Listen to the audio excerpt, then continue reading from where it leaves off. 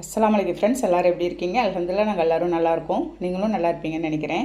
நான் எனக்கு வீடியோவில் செய்ய போகிற ரெசிபி என்னென்னா, இட்லி தோசைக்கெல்லாம் சட்டுன்னு செய்யக்கூடிய சாம்பார் தாங்க செய்ய போகிறேன். நீங்கள் இந்த சாம்பாரை உடனே 10 நிமிஷத்தில் செஞ்சிடலாம். இப்போ வாங்க அது எப்படி செய்யலான்னு பார்க்கலாம்.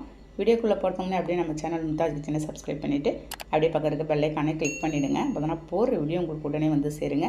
அதுக்கு ஃபஸ்ட்டு குக்கரில் இப்போ என்ன செய்ய போகிறேன்னா, ஒரு 100 கிராம் இருக்குங்க துவரம்பயிறு ஃபஸ்ட்டு எடுத்துக்கிறேன். ஒரு 4-5 பேர் சாப்பிட்ற அளவுக்கு நான் வந்து இது மெஷர்மெண்ட் போட்டுட்ருக்கேங்க. அதில் ஒரு 50 கிராம் இருக்கும் பாசி பருப்பு சேர்த்துக்கலாம். நம்ம இதை வந்து ஒரு 2 மணி தண்ணி ஊற்றி நல்லா அலசி க்ளீன் பண்ணி எடுத்துகிட்டு வந்துடுறேன். இப்போ இதில் நம்ம சேர்க்க வேண்டியது எல்லா வெஜிடபிள்ஸ் எல்லாத்தையும் சேர்த்துலாம். 1 கப்பு நான் வந்து சின்ன வெங்காயம் சேர்த்துருக்கேன். ஒரு 10 பூண்டு பல் இருக்கும், அதோடு சேர்த்துட்டு ஒரு 2 தக்காளி பழமான தக்காளியை சேர்த்துருக்கேங்க. ஒரு உருளைக்கிழங்கு நறுக்கி போட்டுலாம், ஒரு கேரட் அதே மாதிரியே நறுக்கி போட்டுறேன்.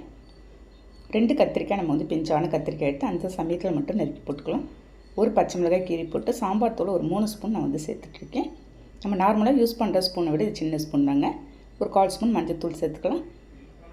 தேவையான அளவுக்கு காய்கறி எல்லாம் நல்லா முழுகிற அளவுக்கு நம்ம வந்து தண்ணி ஊற்றிக்கலாங்க.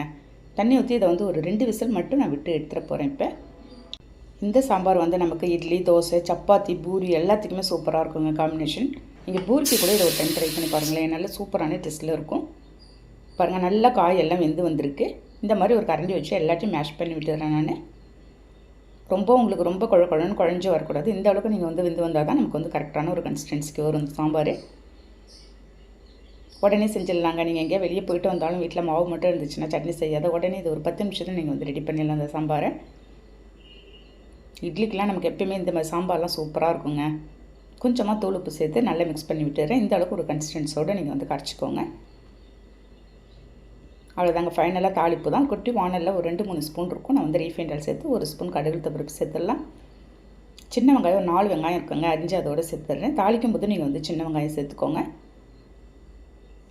வெங்காயம் வந்து நல்லா ப்ரௌனாக ஆனதுக்கு வரும். 2 காஞ்ச மிளகாய், ஒரு கொத்து கருவேப்பிலை சேர்த்து அப்படியே தாளித்து ஊற்ற வேண்டியதாங்க.